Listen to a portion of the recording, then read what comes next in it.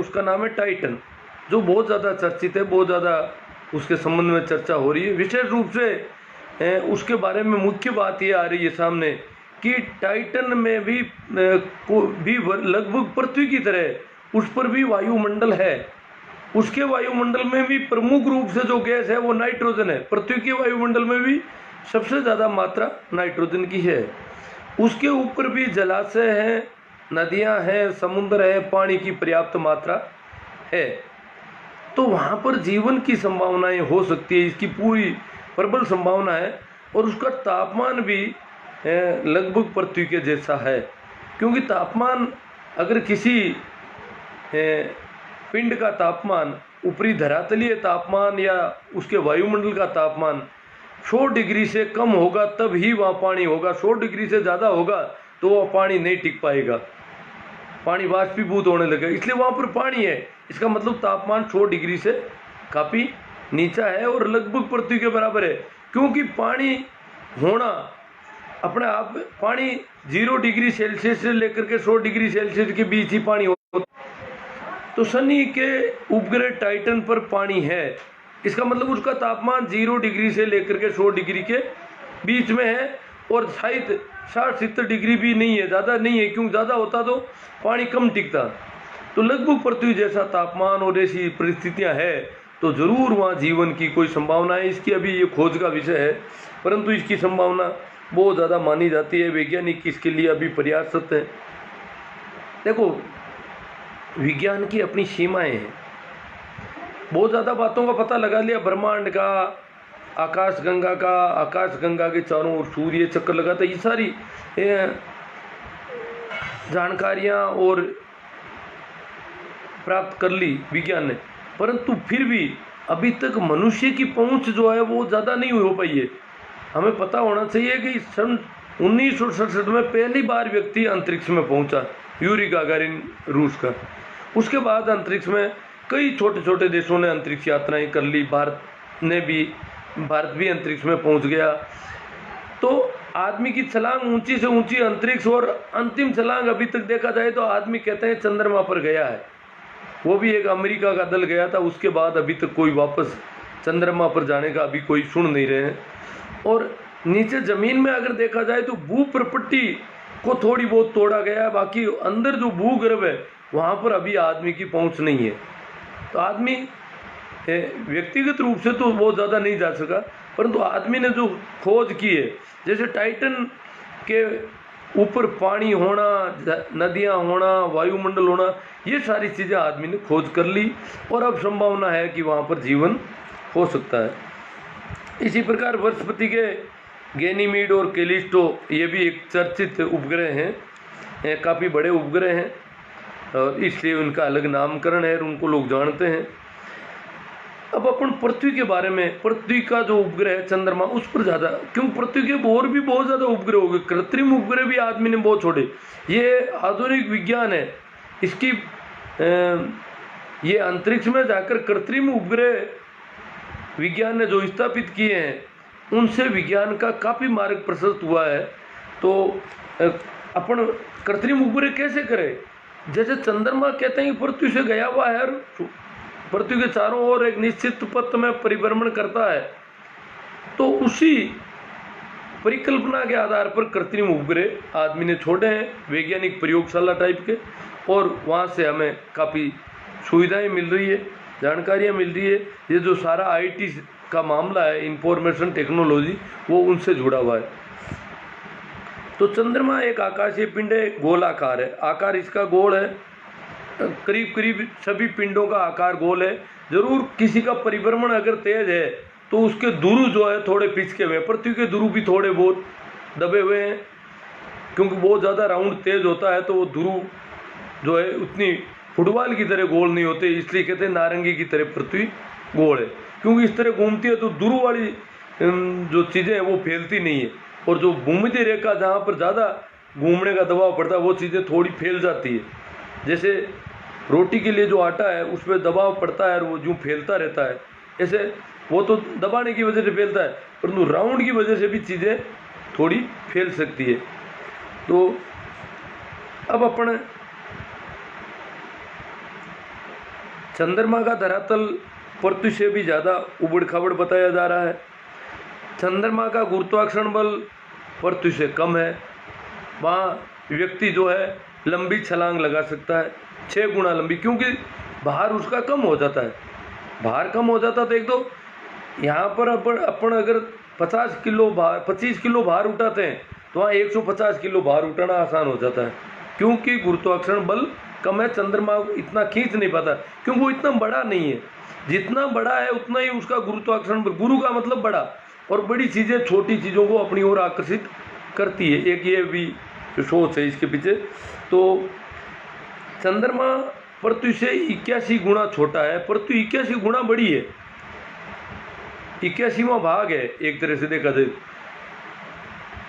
पृथ्वी को अगर और चंद्रमा बनाने चाहें अपन तो 81 चंद्रमा और बन सकते हैं, इतने बड़े बड़े। तो इतना छोटा है चंद्रमा, दिखने में सूर्य से भी बड़ा दिखाई देता है, क्योंकि ये तो बिल्कुल पृथ्वी के नज़दीक है, पृथ्वी के चारों ओर घूम रहा है। सूर्य काफ़ी दूर है, करोड़ों किलोमीटर दूर है। तो अब अपन इसकी चंद्रकलाओं के बारे में थोड़ा समझने का प्रयास करें कि ये बहुत बड़ी जिज्ञासा हो सकती है बच्चों की और सबकी। ये चांद कभी कभी दिखाई देना बंद कर देता है, कभी पूरा दिखाई देता है, कभी छोटा होता होता होता एक दिन पूरा दिखाई नहीं देता है और दूसरे दिन थोड़ा सा दिखाई देता है। ये क्यों? और इसके बारे में एक बड़ी सोच है कि ये सूर्य के प्रकाश से चमकता है, स्वयं प्रकाशमान नहीं है। क्योंकि जो भी स्वयं प्रकाशमान पिंड होते हैं उनको तारा कहा जाता है। सूर्य भी एक तारा है। तो स्वयं प्रकाशमान किसी ग्रह और उपग्रह को स्वयं प्रकाशमान नहीं माना जाता। स्वयं प्रकाशमान वही है जो तारा है, जिसके अंदर ऊर्जा है, ऊष्मा है, प्रकाश है और उसकी चमक है। चंद्रमा चमकता नहीं है, तो हमें चमकता हुआ दिखाई देता है। ये थोड़ा इसको समझेंगे अपन कि क्यों चमकता हुआ दिखाई देता है। अब कहते हैं कि शुरू में हमें भी हमारे अध्यापक जी ने जब बताया कि सूर्य के प्रकाश की वजह से चमकता है, परावर्तित होकर के प्रकाश हमारे यहाँ पर आता है। सूर्य के प्रकाश से वो चमकता है, उसका परावर्तित प्रकाश की किरणें पृथ्वी पर आती है तो चांदनी रात हमारे यहाँ हो जाती है। तो ये समझ में नहीं आया। इसका मतलब सूर्य कहने में कहते हैं उसका भी धरातल है पृथ्वी जैसा ही, इतना तेज कैसे परावर्तन दर्पण करता है। तो दर्पण तो अलग, उसकी अलग एक तरह का परावर्तन करने की उसकी क्षमता ज़्यादा होती है, सबसे ज़्यादा परावर्तन फेंकता है। तो क्या चंद्रमा दर्पण की तरह कांच का बना हुआ घोड़ा है? नहीं, ऐसा भी नहीं है। दर्पण भी नहीं है वो एक तरह से, फिर भी इतना प्रकाश क्यों फेंक देता है, इसे थोड़ा समझे। क्या है कि कंपैरिजन में अगर देखें, हमारी पृथ्वी पर दिन में जब सूर्य की किरणें पड़ती है तो हमारी पृथ्वी खुद इतनी ज़्यादा प्रकाशित हो जाती है, क्योंकि हमारी आंखें सुबह शाम प्रकाश की आदतों पर इनका रेटिना का फैलाव और सिकुड़न होता है। तो सुबह अब अगर अपना हम लोग देखते हैं, कई बार अंधेरे कमरे में हम फंस जाते हैं और जब बाहर निकलते हैं तो एकदम से चुन दिया जाती है आँखें। क्यों? क्योंकि आंखें अंधेरे की अभ्यस्त हो चुकी है, बहुत ज़्यादा अंधेरे की अभ्यस्त हो चुकी है। अब अगर अपन बाहर निकलेंगे तो बाहर जो धूप का प्रकाश है वो ज़्यादा है तो उसमें हमारी आंखें एकदम से नहीं देख पाती ठीक ढंग से। कारण क्योंकि आंखों का रेटिना उस अंधेरे के हिसाब से सेट हो सका है। या बहुत ज़्यादा प्रकाश है, अगर अंधेरे में जाएंगे तो अंधेरे में बिल्कुल कुछ नहीं दिखाई देता है। फिर बाद में धीरे धीरे काफ़ी देर तक अंधेरे में बैठ रहेंगे तो अंधेरे में दिखना शुरू हो जाता है काफ़ी कुछ। तो सुबह और शाम क्या होता है कि धीरे धीरे अंधेरा होता है, लगभग घंटे 2 घंटे में जाकर के पूरा अंधेरा होता है। तो हमारी आंखें उस अंधेरे के हैबिचुअल हो जाती है। सुबह भी ऐसे ही होता है, काफ़ी टाइम लगता है उसको प्रकाश होने में, तो आदत पड़ जाती है।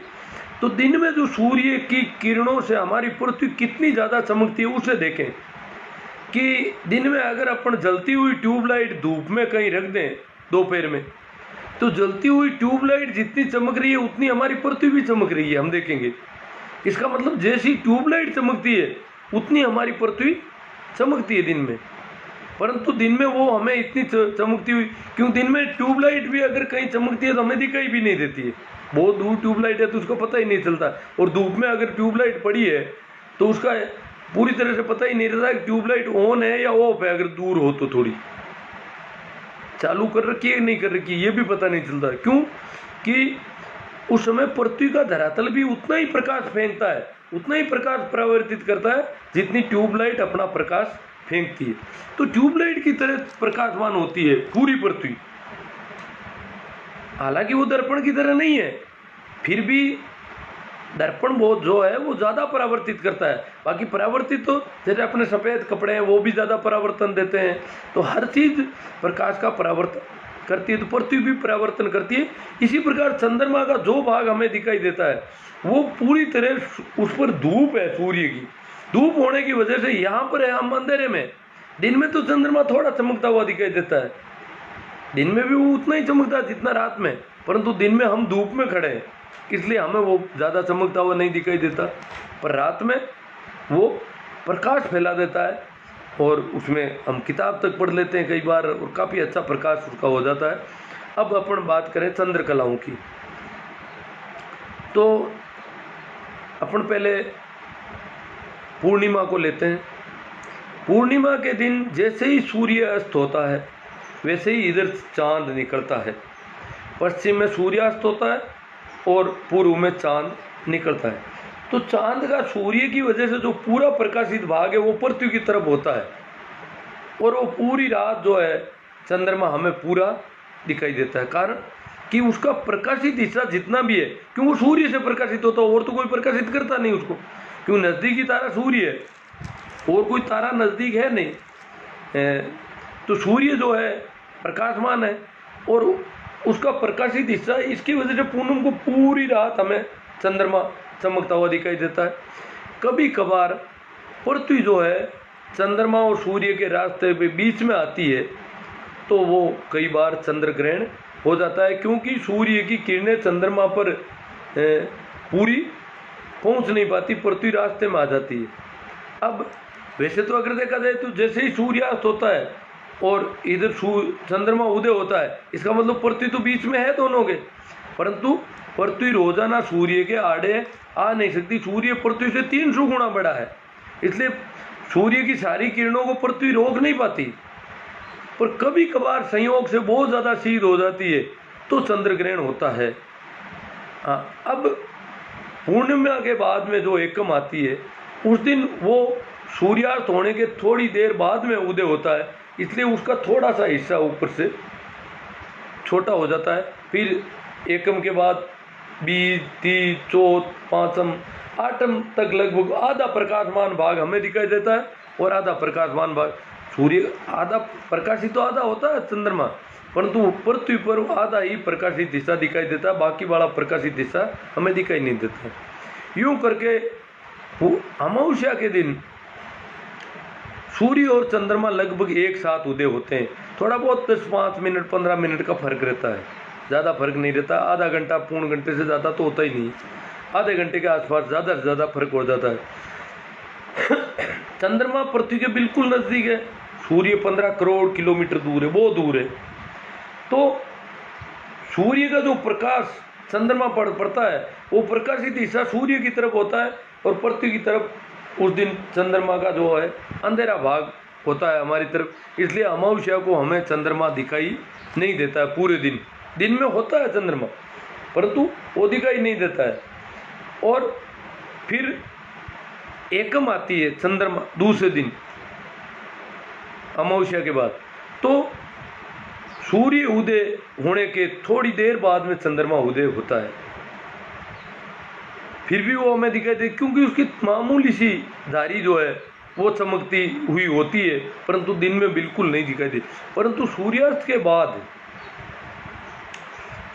बाद हम देखेंगे तो जिधर सूर्यास्त हुआ है, अगर वो जैसे यहाँ सूर्यास्त हुआ है यहाँ चंद्रमा है, तो इसका इधर वाला हिस्सा जो है प्रकाशित दिखाई दे, पतली सी लाइन दिखाई देती है।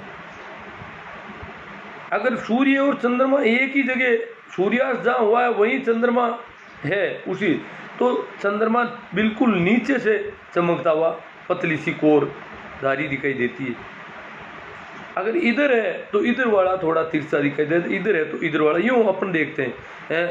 बीज को थोड़ा ज़्यादा दिखाई देता है, कई बार तो एकम को दिखाई भी नहीं देता है। हम लोगों को बीज को अवश्य ज़रूर रूप से वो दिखाई। और मुसलमान लोग जो है, हिंदुओं में भी इसका बड़ा शौक है, क्योंकि अमावस्या के दिन हिंदू और मुसलमान कैलेंडर जो है वो चंद्रमा पर आधारित है।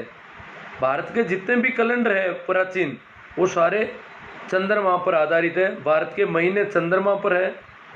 हाँ, भारत ने सौर वर्ष को भी स्वीकार किया है, और उसके तहत भारत ने उसमें एक अलग महीना, विक्रम संवत में एक महीना एक्स्ट्रा कर लेते हैं 3 साल के बाद में, ताकि सूर्य से हमारा कैलेंडर जुड़ा रहे, सौर कैलेंडर बन जाता है हमारा कैलेंडर। अन्यथा अपन देखते हैं मुसलमानों ने सौर वर्ष को बिल्कुल स्वीकार नहीं किया, और उस वजह से वो केवल चांद पर ही चलाते हैं उनके महीने पूरे।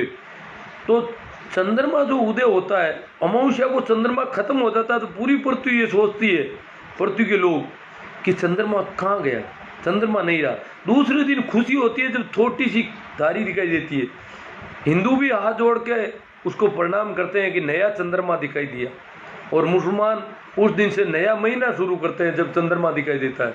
वो तो चंद्रमा को देखे बिना महीना शुरू ही नहीं करते। हिंदू तो खगोल की गणनाओं के आधार पर भी अपना कैलेंडर पहले फिक्स कर देते हैं, परंतु मुसलमानों का कैलेंडर चंद्रमा को देखने के बाद घोषणा होती है, चांद देखने के बाद, और फिर वो करते हैं, और वो भी उसको नए चंद्रमा को बड़ा शुभ मानते हैं। ये भारत में दोनों धर्मों में ये मान्यता है। तो अब देखो हमारे यहाँ गाँवों में क्या एक मान्यता है कि चंद्रमा किधर से तिरछा है। अगर यूँ तिरछा है तो बरसात अच्छी होगी, नीचे से है तो कम होगी। जबकि ये तय अगर ध्यान देंगे अपन, तो अपन को पता चल जाएगा कि सूर्य अस्त कहाँ हुआ है, चंद्रमा कहाँ अस्त हो, ठीक उसके ऊपर अस्त होने वाला है तो नीचे से दिखाई देगा। थोड़ा इधर है तो इधर की धार दिखाई देगी, थोड़ा उधर है तो इधर की धार।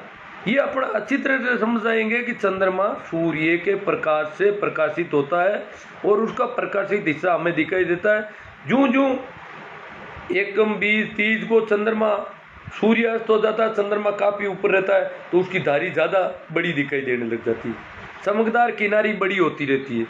यूँ करके 7म 8म को आधा चंद्रमा इधर इधर वाला सूर्य की तरफ वाला प्रकाशित दिखाई देता है, आधा हमें नहीं दिखाई देता है, और फिर पूर्णिमा।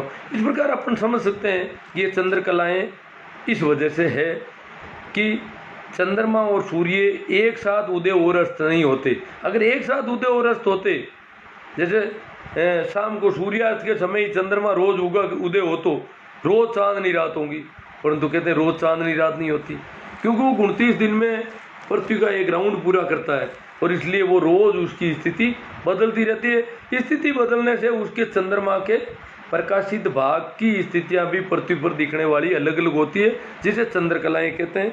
और ये इसके लिए ऐसा चित्र भी बना रखा है किताब में, और इससे बच्चों को कुछ समझाया जा सकता है जहाँ किताब हो। और गूगल पर भी ऐसा चंद्रकलाओं का चित्र अगर डाउनलोड करके दिखाया जाए तो दिखाया जा सकता है, और वीडियो भी कोई मिल सकते हैं इसके। हाँ, एक इसमें चैप्टर है अपना सूर्य ग्रहण की भी थोड़ी चर्चा। मैंने ये भी बात की कि सूर्य और चंद्रमा अमावस्या को एक साथ दिखाए उदय होते हैं लगभग, तो कभी कभार सूर्य ग्रहण होता है। सूर्य ग्रहण कम होते हैं, चंद्र ग्रहण बहुत ज़्यादा होते हैं। कारण चंद्रमा बहुत छोटा पिंड है, और सूर्य और पृथ्वी के बीच में कभी कभार ही आ पाता है। और जब चंद्रमा सूर्य और पृथ्वी के बीच में आता है तो सूर्य का कुछ हिस्सा दिखाई देना बंद होता था, और उसको सूर्य ग्रहण कहते हैं। तो वो सूर्य बहुत बड़ा है, फिर भी सूर्य ग्रहण क्यों हो जाता है? चंद्रमा तो छोटा है। कारण है कि चंद्रमा हमारे नज़दीक बहुत ज़्यादा है। जैसे अगर दूर कोई चीज़ हो तो सूर्य को वो नहीं रोक पाएगी, पर अपना आँख के पास ही कोई ले आए तो पूरा सूर्य दिखाई देना बंद हो जाता है।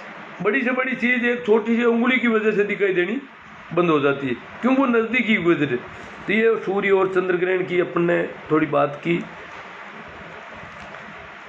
चंद्रकला के हिसाब से भारत में पखवाड़े हैं शुक्ल पक्ष और कृष्ण पक्ष।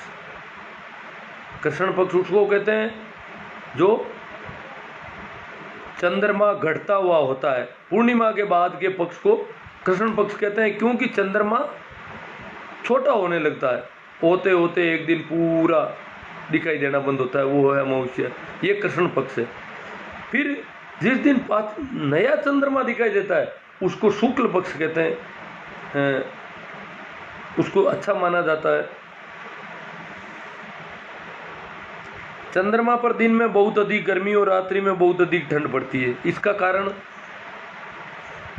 साफ है कि वहाँ पर वायुमंडल नहीं है। वायुमंडल नहीं है तो सीधी गर्मी आती है और सर्दी भी एकदम ज़्यादा आ जाती है। दूसरा, पानी भी इसको प्रभावित करता है। जैसे समुद्रों के किनारे कम ठंड और कम गर्मी पड़ती है, क्योंकि वो जल्दी गर्म नहीं होते और जल्दी ठंडे नहीं होते। तो चंद्रमा तो कोरा धरातल है, तो वायुमंडल है न जल मंडल है, इसलिए वो वहाँ पर ठंड भी ज़्यादा पड़ती है और गर्मी भी ज़्यादा पड़ती है, इसलिए वहाँ का वातावरण जीवन के अनुकूल नहीं है। चंद्रमा को अपने अक्ष पर घूमने में 29 दिन तथा पृथ्वी के चारों ओर चक्कर लगाने में 27 दिन लगते हैं। चंद्रमा पृथ्वी के चारों ओर 27 दिन में चक्कर लगाता है, जबकि उसका अक्ष का जो है वो ज़्यादा है, 29 दिन का है। अब है अपने इनमें क्षुद्र ग्रह की बात करते हैं। मंगल और बृहस्पति के बीच जो एक बहुत बड़ा वलय है, एक चूड़ी वलय होता है, जैसे टायर होता है, उसकी तरह जो वलय है वो है क्षुद्र ग्रहों की एक पट्टिका है, और उसमें असंख्य छोटे पिंड क्षुद्र ग्रह, जिन्हें अवान्तर भी ग्रह भी कहते हैं। ये एक मलबा टाइप है, धूल के कणों की तरह, बहुत सारा अंधकार टाइप, वो सारा का सारा वो भी सूर्य के चारों ओर परिक्रमा करता है, तो इसलिए उसको भी सौर परिवार का हिस्सा माना जाता है। अब है उल्का पिंड। उल्काएं धूमकेतु और क्षुद्र ग्रहों के टूटे हुए टुकड़े हैं। धूमकेतु और क्षुद्र ग्रहों के टुकड़े बिखर जाते हैं, टूट जाते हैं। किसी ग्रह का टुकड़ा तो टूटता है तो वो उसका उपग्रह बनकर के उसके चारों ओर उसकी कक्ष स्थापित हो जाती है, उसका परिभ्रमण हो जाता है शुरू, तो वो तो उपग्रह बन जाता है। परंतु ये जो क्षुद्र ग्रह हैं, ये जो धूमकेतु है, इनके जो टुकड़े टूटते हैं वो उनके गुरुत्वाकर्षण से अलग हो जाते हैं, उनके चारों ओर चक्कर नहीं निकालते, क्योंकि वो छोटे पिंड है और इसलिए वो उनको गुरुत्वाकर्षण में बांध कर रख नहीं सकते। चंद्रमा पृथ्वी के गुरुत्वाकर्षण से बंधा हुआ है, पृथ्वी के चारों ओर ही राउंड करेगा, कहीं नहीं भागेगा, इसका निश्चित पथ है, परिभ्रमण पथ है। इसी प्रकार बाकी के उपग्रह उनके भी पथ हैं, परंतु इनके जो टुकड़े होते हैं वो उल्का के रूप में कई बार पृथ्वी के धरातल की तरफ, पृथ्वी के गुरुत्वाकर्षण से खींच के चले आते हैं, कभी बृहस्पति पर चले जाते हैं, कभी मंगल पर चले जाते हैं, जहाँ आसपास होते हैं उनके गुरुत्वाकर्षण के बल के प्रभाव में आकर के और वहाँ भागते हुए जाते हैं। और वो जब कई बार हमारे जब वायुमंडल में प्रवेश करते हैं तो लंबी एक पूंछ टाइप दिखाई देने लग जाती है उनकी, क्योंकि वायुमंडल के घर्षण से आग उगलती है। वायुमंडल का जो घर्षण होता है उनकी स्पीड तेज होती है गुरुत्वाकर्षण की वजह से, बहुत तेज गति से। अपन सोचते हैं कि अगर अपन भी अगर 50 मंजिल से गिरेंगे तो यहाँ आएंगे तो स्पीड तेज हो जाएगी, तो वो तो काफ़ी बड़े पिंड है और पृथ्वी के गुरुत्वाकर्षण के प्रभाव में आ जाते हैं। प्रभाव में आते ही उनकी स्पीड पृथ्वी की तरफ तेज होती है। तेज स्पीड में जब आते हैं तो हवा का घर्षण होता है, घर्षण बल से आग निकलती है, तेज तपिश पैदा होती है। उस तपिश की आग की वजह से उनकी चमकती हुई और वो धीरे धीरे कई अनेक जो उल्काएं हैं, जो पिंड हैं, वो वायुमंडल की वजह से बिखर जाते हैं और ख़त्म हो जाते हैं, पृथ्वी तक पहुंच ही नहीं पाते हैं। कभी कभार कोई उल्का पिंड, छोटा टुकड़ा पृथ्वी तक पहुंच जाता है, उसे उल्कापात कहते हैं, उसे कहते हैं उल्कापात। वो पृथ्वी में जहाँ भी गिरता है वहाँ गड्ढा पड़ता है, और समुद्र, ज़्यादातर बड़े समुद्र है पृथ्वी पर, जो ज़्यादातर तो समुद्रों में ही पड़ेगा, संभावना बहुत कम रहती है। और इसके इस प्रकार जो है वो पृथ्वी पर गड्ढे बन जाते हैं और ये उल्कापात कहलाता है। इस प्रकार हमारा ये चैप्टर सौर परिवार का पूरा हुआ। इस पे ये इतनी चर्चा हो सकती है। अब अपने बच्चों से जो भी प्रश्न चाहे, सबसे छोटा ग्रह कौन सा है, बड़ा ग्रह कौन सा है, शुक्र, पृथ्वी के बराबर आकार का ग्रह कौन सा है, कौन से ऐसे ग्रह हैं जिनके उपग्रह नहीं होते हैं। इस प्रकार के कई क्वेश्चन अपन बना सकते हैं इस चर्चा के आधार पर। और हमारे घर के 5-4 बच्चे हैं तो उनमें से कोई किसी के जवाब देता है, कोई नहीं देता है। तो ये एक वापस पुष्टि मिल जाती है हमें कि हमने जो चर्चा की, हमने जो बच्चों को समझाने का प्रयास किया, चंद्रकलाओं को समझाने का प्रयास किया, उसके सारे क्वेश्चन अगर अपना हाथों हाथ उनसे करते हैं तो मैं तो क्या है कि कक्षा में पढ़ाता हूँ तो क्वेश्चन पुटअप कर नहीं पाता हूँ, सुन नहीं पाता हूँ, इसलिए ट्यूशन करने का कोई औचित्य नहीं रह जाता है, मुझे जवाब भी नहीं मिलते हैं क्यों मैं सुन ही नहीं पाता हूँ उनकी बात। तो बड़ी दिक्कत रहती है। ज़्यादातर तो मुझे बच्चों को खड़ा करना पड़ता है कि उसने क्या जवाब दिया, तुम बोर्ड पर लिख तो मुझे पता चले कि उसने ये जवाब दिया, मैं तो सुन ही नहीं पाता, ये दिक्कत हो जाती है। तो आप तो सुन पाते हो, इसलिए काफ़ी प्रश्न पूछ करके और ये सारी पृथ्वी की स्थिति कहाँ पर है, कौन कौन से ग्रहों के बीच में, ये सारे क्वेश्चन इसमें अभ्यास में दे रखे हैं। आगे अपन अगला चैप्टर अब भूगोल खगोल का नहीं लेकर के कोई दूसरा चैप्टर देखूंगा मैं, इसमें कौन सा लिया जाना चाहिए, हिस्ट्री या सामाजिक का। हाँ, मैंने कहा ना नियमित रूप से लेंगे तो अपन पाषाण काल की तरफ बढ़ेंगे। अब मनुष्य जीवन की उत्पत्ति पृथ्वी पर और मनुष्य तक की यात्रा। अगर अब अपन यहाँ तो कोई ऐसी कोई बात आई नहीं है। सियाग जीवन जी धन्यवाद, आप तो वो रोज़ बहुत अच्छी ज्ञान की बातें बताई आपने। हाँ, आपको ठीक लगी तो बहुत अच्छी बात है, मेरा भी सार्थक हुआ, मेरा बोलना बेकार नहीं गया। मैं इसे YouTube पर भी अपलोड करता हूँ, ज़रूरत पड़े तब बच्चे देख सकते हैं, डाउनलोड भी कर सकते हैं। हरदीन जी मेरा कहते हैं सराहनीय कदम, साथ में शिक्षण कार्य बच्चों के भविष्य को संवारने का सार्थक प्रयास। हाँ, जितना हो सकता है अपन करते हैं। ये भविष्य तो आपको अपने घर के बच्चों को समझाना है, बड़े बड़े बच्चों को भी समझा सकते हो, और घर की औरतों को, बुजुर्गों को भी चंद्रकलाओं के संबंध में यह चर्चा की जा सकती है अगर उनकी जिज्ञासु प्रवृत्ति है तो। हालांकि वो से तय हो गया, पुण्य में तो पूरा दिखाई देगा, इसमें क्या है, पुण्य को पूरा क्यों दिखाई देता है ये भी तो तय होना चाहिए। ये अमावस्या को क्यों नहीं दिखाई देता है, क्यों सूर्य ग्रहण होता है, क्यों, ये जिज्ञासा ही मन में होनी चाहिए। ये नहीं है कि कैलेंडर में लिखा हुआ है सूर्य ग्रहण इसलिए होता है, तो कैलेंडर तय थोड़ा ही करता है सूर्य ग्रहण को। तो ये सारी अगर जिज्ञासाएँ हैं तो उन जिज्ञासाओं को शांत करें। ये जानकारियाँ जितनी ज़्यादा होती है उतनी अच्छी रहती है। रेखा राम जी डोकिया, शानदार जानकारी दी सर जी। ठीक है, आप लोगों को अच्छा लगा, इस सब के लिए धन्यवाद, आपका अच्छा सहयोग मिल रहा है। शाम का सत्र ठीक लगे तो आप इसे शेयर करें, और मेरा YouTube चैनल है इसी नाम से, उसको भी सब्सक्राइब ज़रूर करें। वहाँ पर और वीडियो आप देख सकते हैं, आराम से मिल जाते हैं। और शाम का सत्र जो है वो है आज ओशो के जीवन पर परिचय से संबंधित, कल जहाँ तक हुआ था उससे आगे शुरू करना है। ठीक है, धन्यवाद, राम राम, प्रणाम, नमस्कार।